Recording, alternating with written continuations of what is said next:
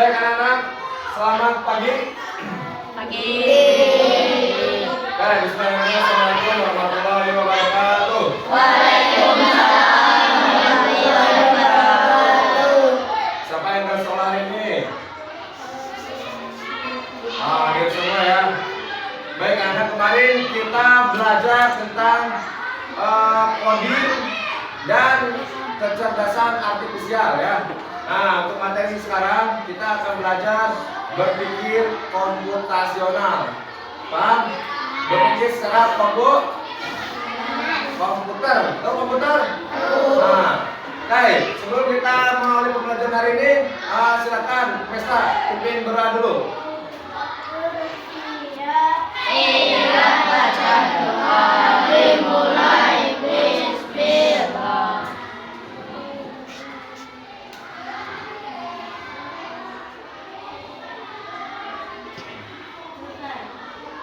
Baik. Assalamualaikum warahmatullahi wabarakatuh. Waalaikumsalam warahmatullahi wabarakatuh. Oke, kita sekarang mulai saja ya. Kemarin kita bahas coding itu apa, kecerdasan artifisial itu apa. Mengulas kembali untuk materi kemarin. Nah, ini dia. Apa itu coding? Coding, bacaan. Coding atau pemrograman adalah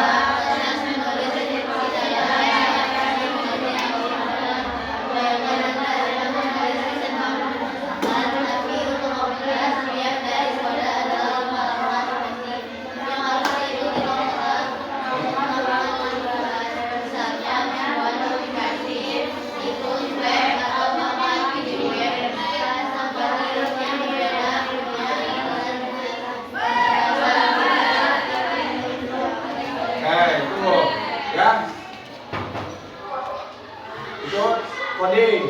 Sekarang artificial intelligence. Nah, apa itu artificial intelligence atau AI? Apa sekarang?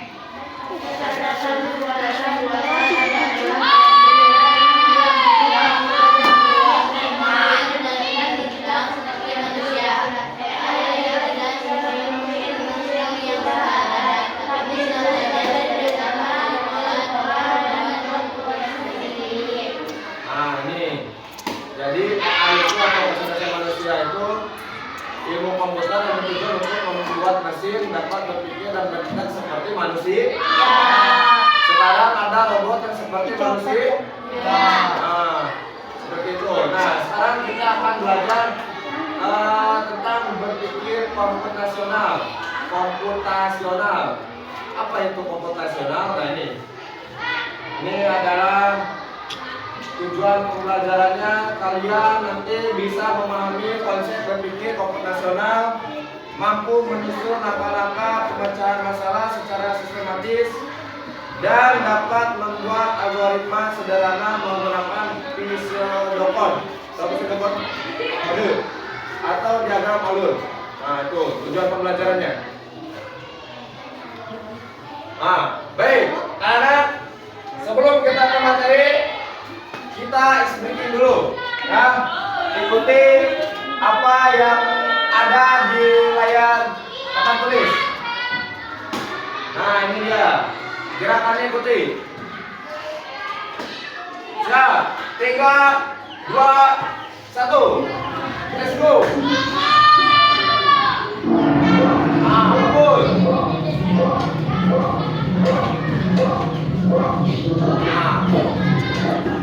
Pukul. Malu. Pukul. Pukul.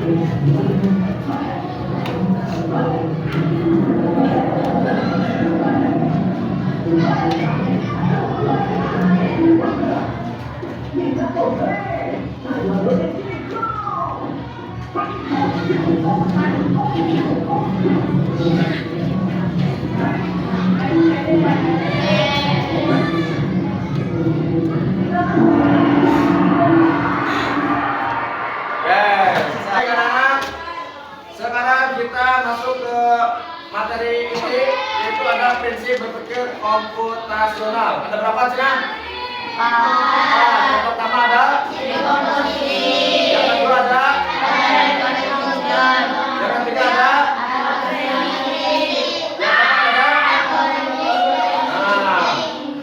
Sekarang dekomposisi. Apa cara dekomposisi itu?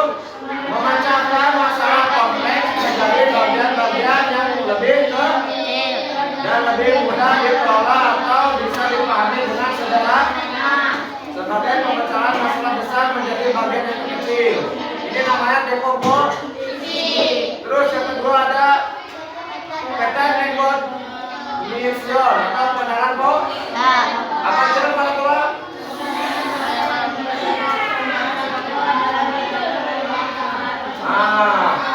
Atau dalam kata lain adalah menemukan pola yang bisa digunakan kembali. Terus abstraksi apa cenah?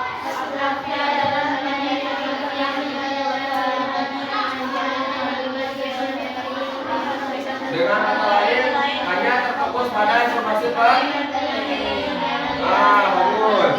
Ini namanya abstraksi. Terakhir, algoritma.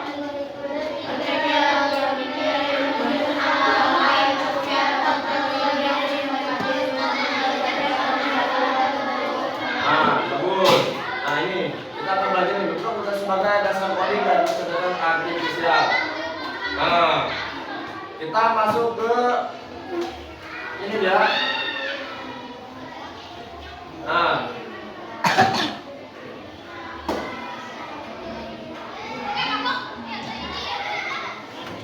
Nah, Bapak misalkan ada contoh studi kasus, misalkan Bapak ini membuat mie instan, ya. Cara membuat mie instan, dekomposisinya apa aja? Mie dibuka, dipisahkan, mie sama bumbunya dulu, terus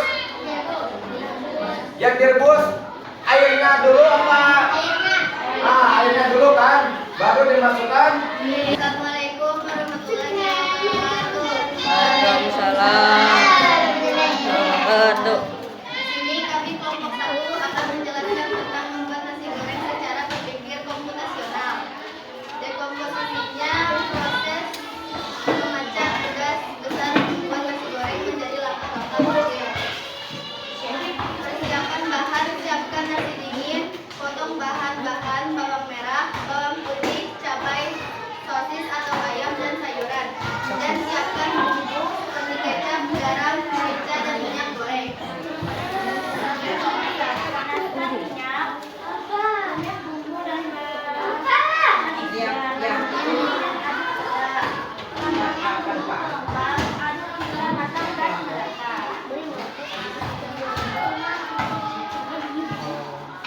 Penyajian: pindahkan nasi goreng ke piring, tambahkan hiasan seperti telur mata sapi atau kerupuk.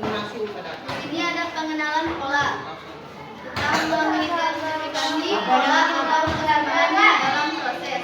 Pola umum dalam resep makanan adalah tahap menulis bumbu sebagai langkah awal. Setiap kali ada bahan yang perlu dimasak, polanya adalah panaskan wajan, masukkan bahan lalu masak hingga matang. Proses mencampur bahan seperti nasi, sosis, dan sayuran dilakukan setelah masing-masing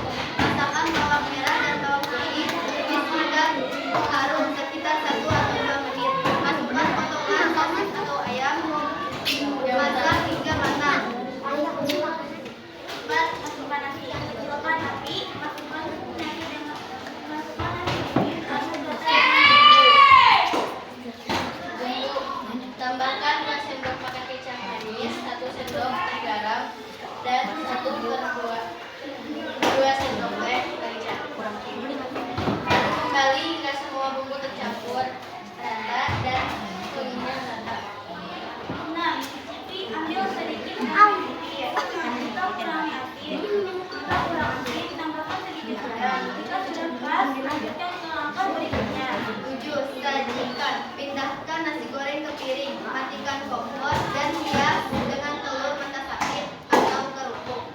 8. Selesai. Algoritma di atas dapat modifikasi atau untuk resep nasi goreng yang berbeda seperti menambahkan udang atau serundeng selama kerangka logisnya tetap sama. Terima kasih, tepuk tangan dulu.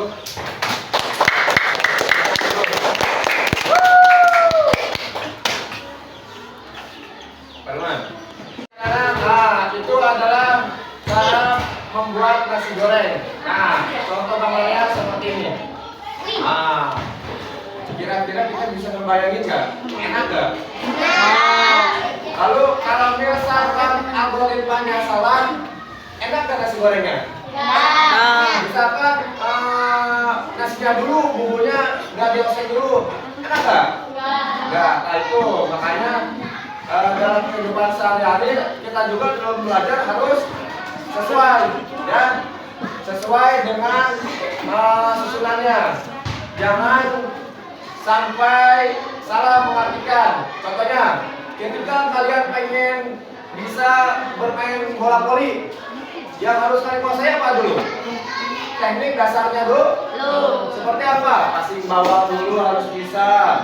Terus servis dulu. Servis juga ada dua, servis atas, servis bawah harus bisa. Nah, terus ada passing. Setelah passing bisa, baru ada smash. Nah, udah itu udah kalian bisa memainkan pelajaran bola voli atau memainkan permainan bola voli seperti itu. Nah, ini contoh tentang membuat nasi goreng. Jadi untuk komposisinya ada banyak ya. Persiapan bahan dimulai dari nasi, terus proses memasak dan penyajian. Lalu ada pola di sana yang berulang-ulang seperti mengoseng, menambahkan bumbu. Nah itu disebut pola. Lebih dari satu kali pengulangan itu disebut pola.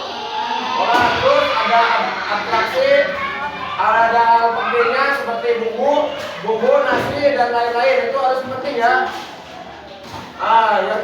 Yang diabaikannya kayak kecap, misalkan kudu pakai kecap bangau, pakai kecap adesonya bisa. Terus ampasnya misalkan pindah warna bodas, maka warna hijaunya karena nyawang, ya itu namanya abstraksi ya, menyesuaikan. Lalu algoritmanya ada banyak dari mulai sampai akhir penyajian dan selesai sampai dihidangkan. Nah seperti itu. Paham? Paham untuk pembelajaran hari ini? Nah, anak-anak, tuh hari ini Bapak ucapkan terima kasih. Semuanya udah paham? Paham? Bagaimana kita berpikir komputasional itu seperti apa? Sudah paham? Berarti kita di mana-mana harus terstruktur, teralgoritma, ya, dalam kehidupan sehari-hari. Tidak hanya membuat nasi goreng, tetapi dari memakai baju, mandi, terus menyapu. Kalau kita nyapu, badan kita di depan apa di belakang? Di mana coba? Kalian nyapu.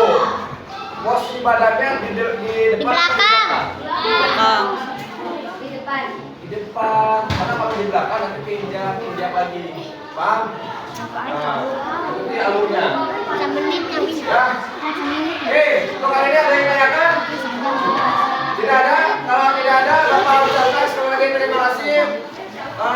Kurang lebihnya mohon maaf. Silakan ketua kelas beri doa. Siap,